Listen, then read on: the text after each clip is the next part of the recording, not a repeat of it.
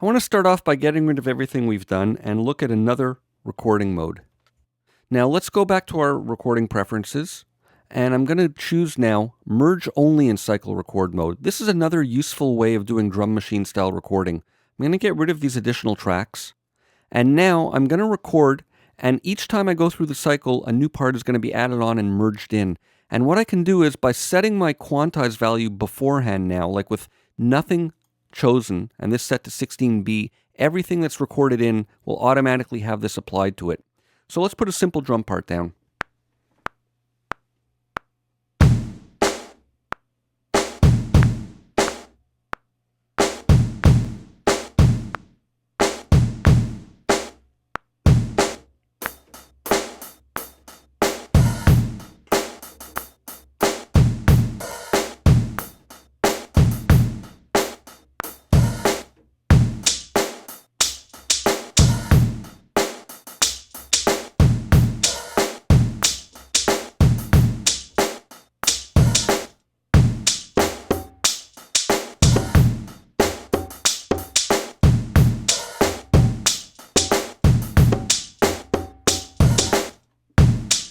I'm going to hit stop, and now we have all our parts merged together and quantized.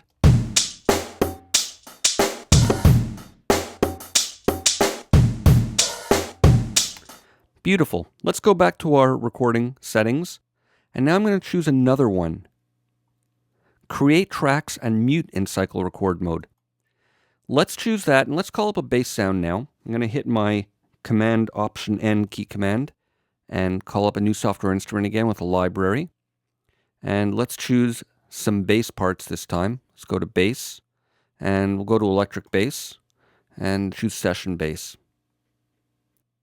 So there we go. R will close up the library. I'll lower this a bit. And let's put a part down. Now what this is useful for is, let's say I'm not sure the part I want to play and I want to try a couple of different passes.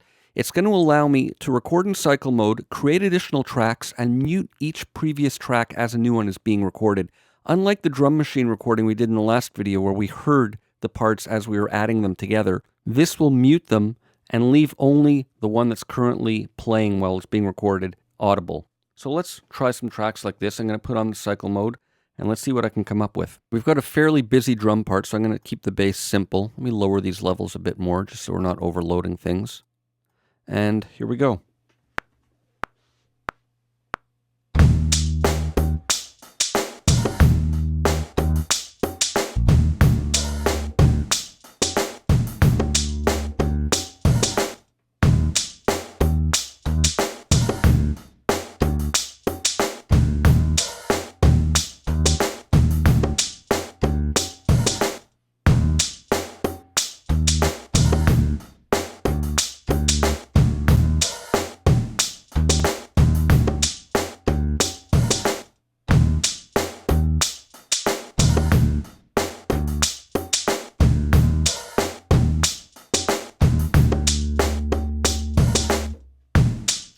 Okay, so you see that as each part was recorded, it was muted. Now to listen back, all we need to do is unmute the regions as we're listening. We can do this all in real time and see what part we like best. And for that, we can use the key command M, and that'll toggle the mute status of the currently selected region. So let's listen back.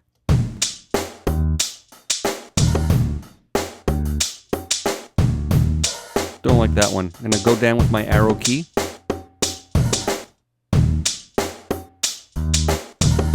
Mute again, go down with the arrow key.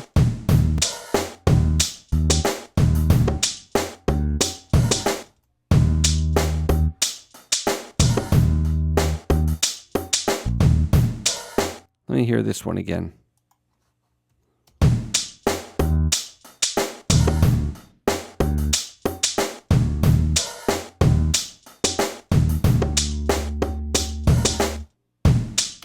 Good. I like that one best, but we're missing the first note. I probably played it too early in the cycle and didn't get captured. So let's correct that. I'm going to select these and get rid of them. I don't really need them anymore. And let's switch our record mode and go back to merge with selected regions. I'm going to take it out of cycle mode. I'm going to back it up, hit record, and I'll just play in that first note and it'll get merged in.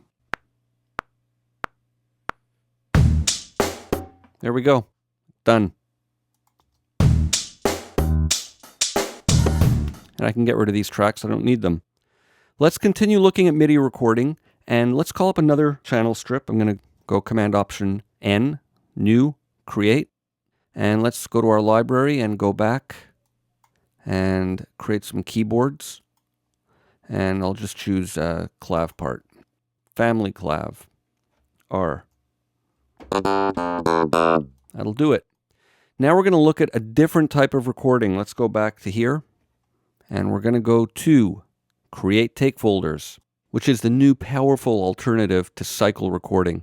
We're set up to go with take folders. What this is going to do is in cycle mode, instead of merging the data in together or creating additional tracks and merging them, it's going to pack them all into what's called a take folder. So let's put a part down and I'll show you how this works. Let me lower the volume a bit and get a bit of a better blend. And here we go.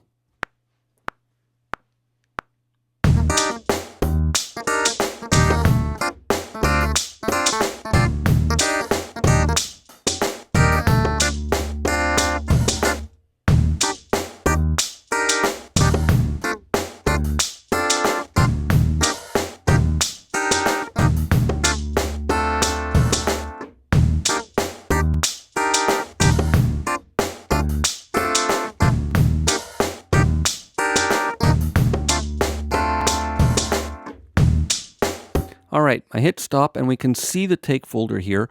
We can view the contents of it either by double-clicking, and we can see the 3 takes that way, or double-click again to close it. I can hit the disclosure triangle there, and that'll reveal the takes. We can now play it back, and as it's playing, select between the different takes just by clicking on them.